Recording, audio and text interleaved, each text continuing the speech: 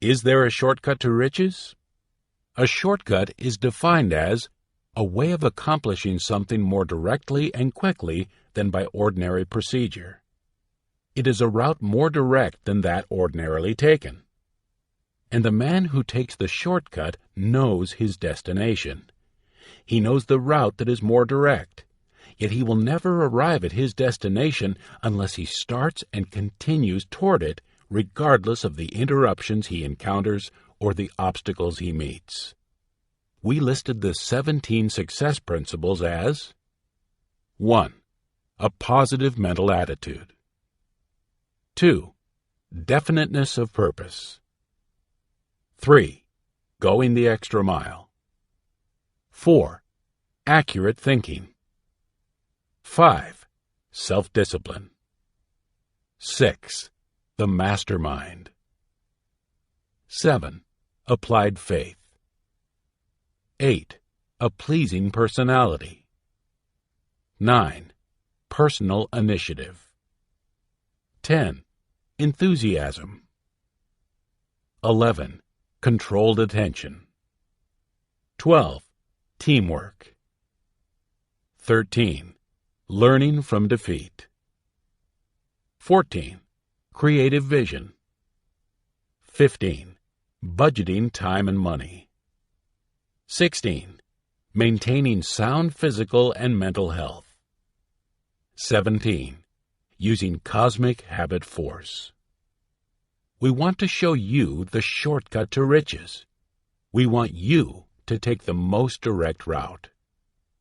Now, to take the most direct route, you must necessarily think with PMA. And a positive mental attitude results from the application of these success principles. The word think is a symbol. Its meaning for you depends upon who you are. Who are you? You are the product of your heredity, environment, physical body, conscious and subconscious mind, experience, and particular position and direction in time and space, and something more, including powers known and unknown. When you think with PMA, you can affect, use, control, or harmonize with all of them. Now only you can think for you. Therefore, the shortcut to riches for you can be expressed in a 6-word symbol. Think with PMA and grow rich. For if you really think with PMA, you will automatically follow through with action. You will employ the PMA principles expressed in this book. Principles that will help you achieve any goal that doesn't violate the laws of God or the rights of your fellow men. A shortcut to riches. Think with PMA and grow rich. If you have PMA, you can do it if you believe you can. Attract, don't repel, wealth. Whoever you are, regardless of your age, your education, or your occupation, you can attract wealth. You can also repel it. We say, attract, don't repel, wealth. Would you like to be rich? Be truthful with yourself. Of course you would. Or, are you afraid to be rich? Perhaps you're sick, and because of this, you don't try to acquire wealth. If this be the case, just remember the experience of Milo C. Jones, about whom you heard in Chapter 2. Or, if you are a patient in a hospital, you can attract wealth by engaging in study, thinking, and planning time as George Stefik did. In a hospital bed, think. Time after time, as we have studied the careers of successful men, we have discovered that they date their own success from the day they picked up a self-improvement book. Never underestimate the value of a book. Books are tools, providing instruction which can launch you onto a bold new program and which can also light the dark days that any such program entails. George Stefik was convalescing at the Veterans Administration Hospital in Hines, Illinois. There he discovered by accident the value of thinking time. Financially, he was broke. While George was convalescing, he had a great deal of time on his hands. There wasn't too much to do except read and think. He read Think and Grow Rich, and he was ready. An idea occurred to him. Many laundries, George knew, fold their newly ironed shirts over a piece of cardboard to keep the shirt stiff and free from wrinkles. By writing a few letters, George learned that these shirt boards cost the laundries about $4 per thousand. His idea was to sell the boards for $1 a thousand. However, each one would carry an advertisement.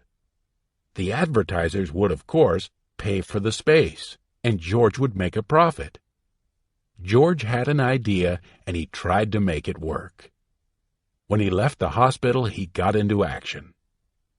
New in the advertising field, he had his problems, but he finally developed successful sales techniques through what others term trial and error, and we term trial and success.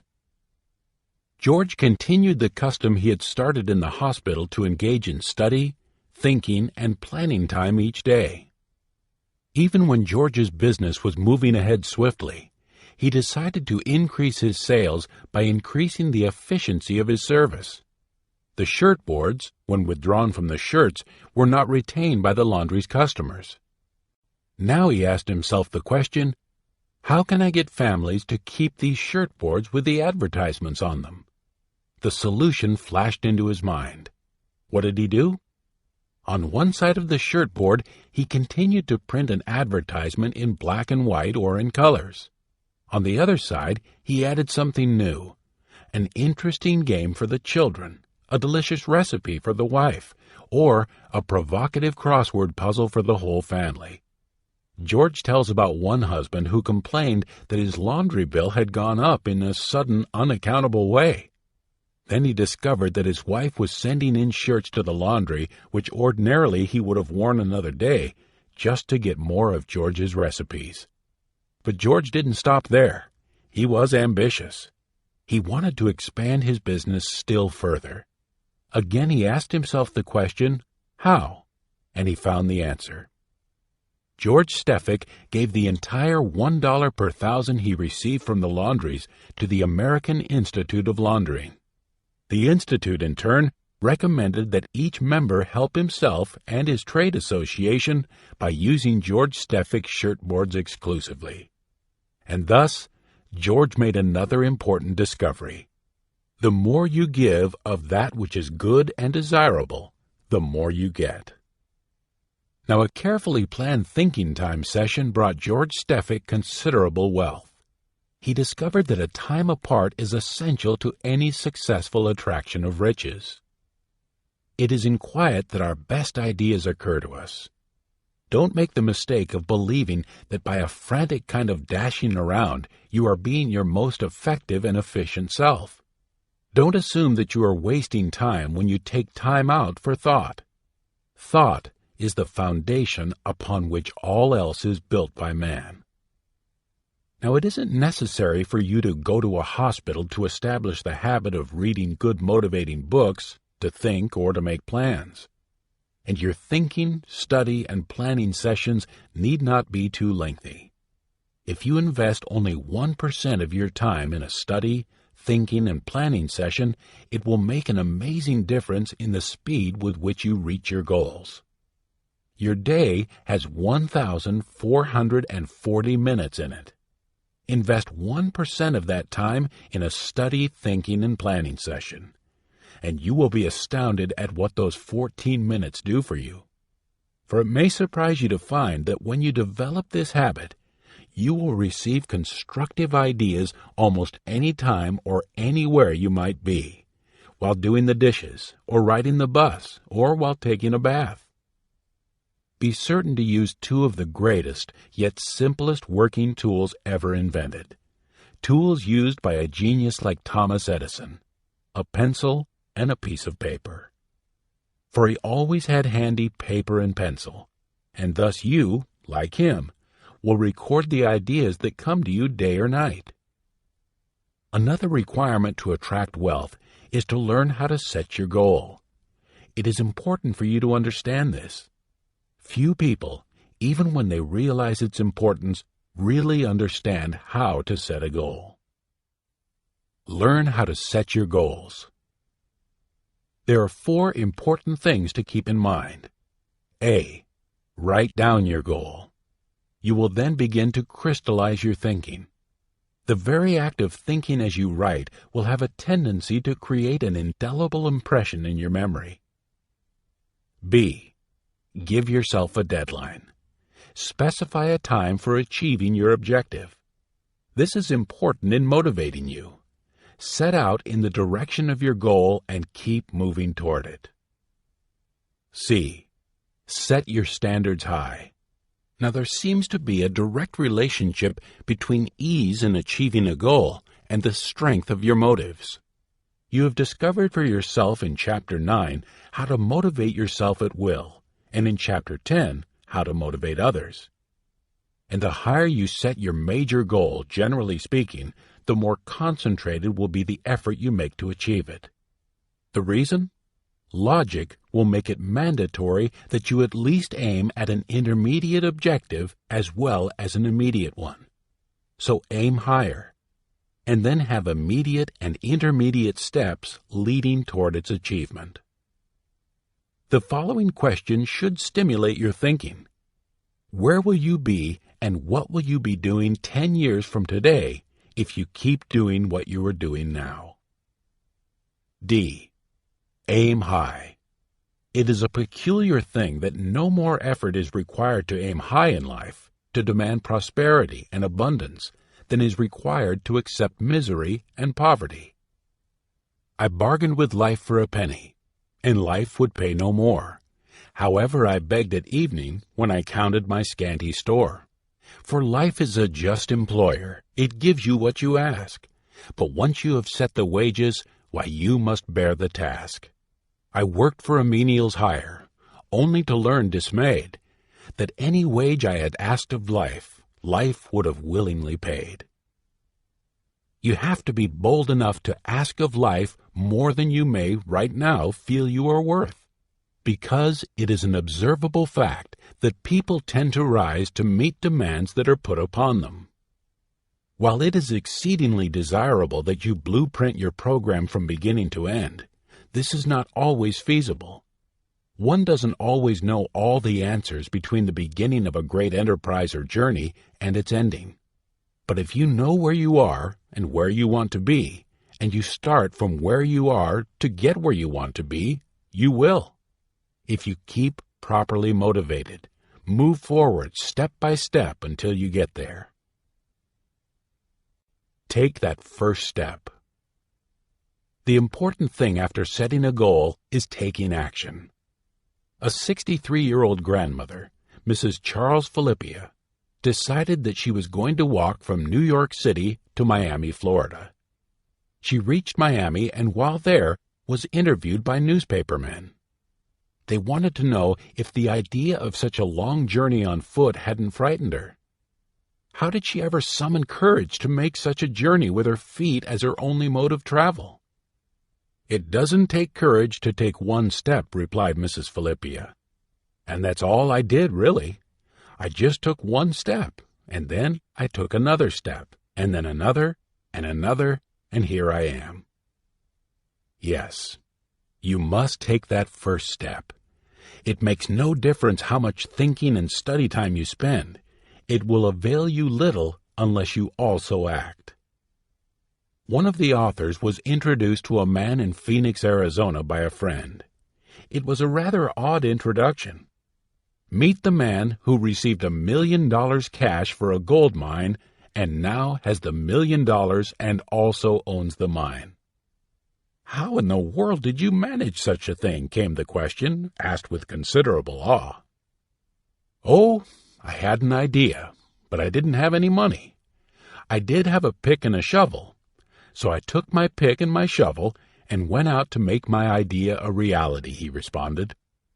"And then it occurred to me, if I would search for a gold mine and dig around the vein, should I find a mine, one of the large mining corporations could afford to work the mine, whereas I wouldn't have the necessary capital. You know, mining machinery costs money today. So I searched for and found a vein of gold. Every indication was that I had made a very rich strike. I sold it for $2 million. The terms were $1 million in cash and a first mortgage of $1 million. While mining operations were underway, the vein ran out. I informed the owners of the mining company that if they wanted to abandon the mine, I would take it back and cancel their mortgage. They accepted. So you see, I got $1 million cash for the mine and still have the $1 million and the mine. Wealth repelled with NMA. A positive mental attitude will attract wealth, but a negative mental attitude will do just the opposite. With a positive mental attitude, you will keep trying until you achieve the wealth you are seeking. Now, you might start with a positive mental attitude and make your first step forward. Yet you may become influenced by the negative side of your talisman and stop when you are just one step from reaching your destination. You may fail to employ one of the 17 success principles. Here's a very good example. Let's call our man Oscar. In the latter part of 1929, he was at the railroad station in Oklahoma City, where it was necessary for him to wait several hours for a train connection east. He had spent months in the western deserts in temperatures as high as 110 degrees. He was seeking oil for an eastern concern, and he was successful. Oscar was a graduate of MIT. It is said that he had combined the old divining rod, galvanometer, magnetometer, oscillograph, radio tubes, and other instruments into a doodlebug for detecting oil deposits. Now, Oscar had received word that the company he represented was insolvent. It had become bankrupt because the president had used the firm's large cash resources in speculation in the stock market. The market crashed in late 1929. Oscar was on his way home. He was out of a job, and the outlook was rather dismal. The influence of NMA began to exert a powerful influence on him. Because he had to wait several hours, he decided to occupy himself by setting up his instrument in the railroad station. The reading on his instrument was so high in its positive indication of oil deposits that Oscar, in a rage, impulsively kicked the instrument and destroyed it. You see, Oscar was frustrated. There couldn't be that much oil. There couldn't be that much oil, he shouted repeatedly in disgust. But Oscar was frustrated. He was under the influence of a negative mental attitude. The opportunity for which he had been searching lay at his very feet. He only had to make one step to reach it. But because of the influence of NMA, he refused to recognize it. He lost faith in his own invention. Had he been under the influence of PMA, he would have attracted wealth, not repelled it. Applied faith is one of the important 17 success principles. The test of your faith is whether you apply it at the time of your greatest need. NMA had led Oscar to believe that many of the things that he had faith in were wrong. As you recall, the Depression brought a fear of consciousness into the minds of many persons. Oscar was one. He had worked hard and sacrificed, yet he was out of a job through no fault of his own. The president of his company had been held in high esteem by Oscar, yet this man whom he trusted embezzled the company's funds. Now the machine that had proved its value in the past seemed to have gone haywire. Yes, Oscar was frustrated. When Oscar boarded the train at the Oklahoma City Railroad station that day, he left his doodlebug behind. And he also left one of the nation's richest oil deposits. A short time later, Oklahoma City was found to be literally floating on oil. Oscar has become a living demonstration of the application of two principles. A positive mental attitude attracts wealth, and a negative mental attitude repels it. Wealth can be acquired on a modest salary. But you may say, all this about positive and negative mental attitudes is very fine for someone who's out to make $1 million, but I'm not really interested in making $1 million. Of course I want security. I want enough to live well and take care of the needs I will have someday when I retire. What about me if I am an office employee? What about me when I have just a fair salary? Now here's our answer. You too can acquire wealth. Wealth enough for security, or even wealth enough to become rich in spite of what you say. Just let the PMA influence of your talisman affect you favorably. We'll prove that this can be done. And if for some reason you aren't fully convinced, just read a book, The Richest Man in Babylon, and then make your first step forward. Keep going, and you'll have the financial security or wealth you are seeking. Now that's exactly what Mr. Osborne did. Mr. Osborne was a salaried employee, yet he acquired wealth. It wasn't so many years ago that he retired with the statement, "I now spend my time having my money make money for me while I do what I want to do." Again, the principle used by Mr. Osborne is so obvious that it is often unseen. The principle he learned, and the one that you also can employ, will now be stated in a very few words. In reading The Richest Man in Babylon, Mr. Osborne found that wealth could be acquired if you A. Just save 1 dime out of every dollar you earn. B. Each 6 months, invest your savings and interest or dividend returns from these savings and investments. And C. When you invest, seek expert advice on safe investments, and thus you won't gamble and lose your principal. Let us repeat. That's exactly what Mr. Osborne did. Just think of it. You can have security or wealth by saving only a dime out of each dollar you earn and investing it safely. When should you start? Do it now. Now let's contrast Mr. Osborne's experience with that of a man who had good physical health and read an inspirational book. He was 50 years old when he was introduced to Napoleon Hill. This man smiled when he said, "I read your book, Think and Grow Rich, many years ago, but I'm not rich." Napoleon Hill laughed and then replied seriously, "But you can be rich. Your future is ahead of you. You must prepare yourself to be ready. And in making yourself ready for the opportunities that are available to you, you must first develop a positive mental attitude." And the interesting thing is that this man did heed the author's advice. 5 years later, the man wasn't rich, but he had developed a positive mental attitude, and he was on his way to wealth. He had been many thousands of dollars in debt. Within the 5-year period, he had gotten completely out of debt and had begun making investments with the money he had saved. He developed PMA as he studied the book Think and Grow Rich. He did not only read it, he had learned to recognize principles and apply them. When the NMA side of his talisman was influencing him, he was like those workmen who blame their tools for poor craftsmanship. Have you ever blamed your tools? Where does the fault lie?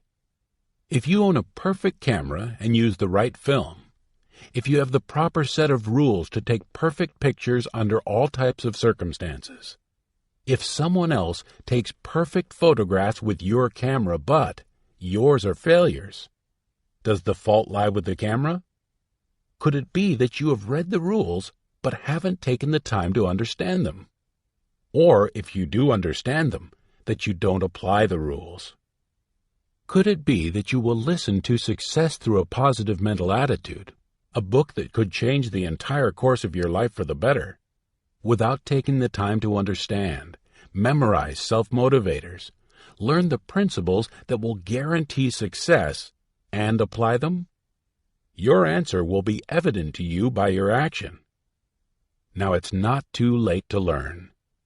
If you haven't learned by now, you might as well learn now. You will not succeed consistently unless you know and understand the rules. You will not continuously succeed unless you apply the rules. Therefore, take the time to understand and apply what you are hearing in this book. PMA will help you. The home of my dreams. Remember, the thought that you think and the statements you make regarding yourself determine your mental attitude. If you have a worthwhile objective, find the one reason why you can achieve it rather than the hundreds of reasons why you can't. One of the rules in obtaining what you want through PMA is to act once you have your sights on a goal. Another is, go the extra mile. W. Clement Stone tells of the following experience which illustrates both rules. One April evening, while I was visiting Frank and Claudia Noonan in Mexico City, Claudia commented, "I wish we could have a home in the Jardines del Pedregal de San Angel. This is the most desirable section of that beautiful city." "Why don't you?" I asked. Frank laughed and answered, "We don't have the money." "Does that make any difference if you know what you want?" I inquired. And then, without waiting for a response, I asked a question that I might ask of you. By the way, have you ever read an inspirational, motivating book like Think and Grow Rich? The Power of Positive Thinking? I can. I dare you. TNT. Applied Imagination. Turn on the green lights in your life. Acres of Diamonds, or The Magic of Believing? No, was the response. Thereupon, I told of several experiences of those persons who knew what they wanted, read an inspirational book, listened to its message, and then got into action. And I even told how years ago I purchased a new $30,000 home on my own terms with a $1,500 down payment, and how in due course it was completely paid for. I promised to send one of the recommended books. I did. Frank and Claudia Noonan were ready. It was the following December, while studying in my library, that I received a telephone call from Claudia, who said, "We just arrived from Mexico City, and the first thing Frank and I wish to do is to thank you." "Thank me for what?" "We want to thank you for our new home in the Jardines del Pedregal de San Angel." A few days later at dinner, Claudia explained. Late one Saturday afternoon, Frank and I were relaxing at home. Some friends from the States telephoned and asked if we could drive them to the Jardines del Pedregal de San Angel. It just so happened we were both rather exhausted, and besides, we had taken them there earlier in the week. Frank was ready to beg off when an expression used in the book flashed through his mind: go the extra mile. While driving them through this man-made paradise, I saw the home of my dreams, even the swimming pool I longed for. Claudia is the swimming champion Claudia Eckert. Frank bought it.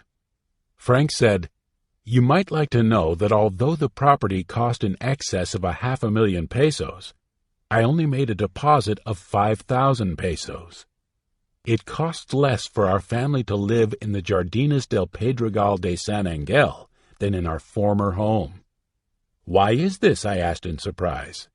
"Well, we bought the two homes that were on the property instead of one.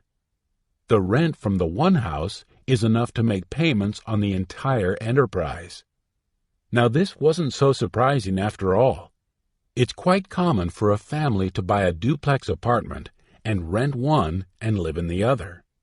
What is surprising to a person without experience is how easy it is to get what you want by understanding and applying the success principles to be found in an autobiography or self-improvement book. Attract wealth with PMA, we say. You say, money makes money, and I have no money. This is a negative mental attitude. If you don't have money, use OPM. That's what the next chapter is all about. Thoughts to steer by. 1. If you know your specific destination and take the first step, you're on your way. 2. The test of your faith is whether you apply it when you are not in difficulty, as well as at the time of your greatest need. 3. If you don't succeed when you finally listen to and study success through a positive mental attitude, with whom does the fault lie? 4. The house of your dreams.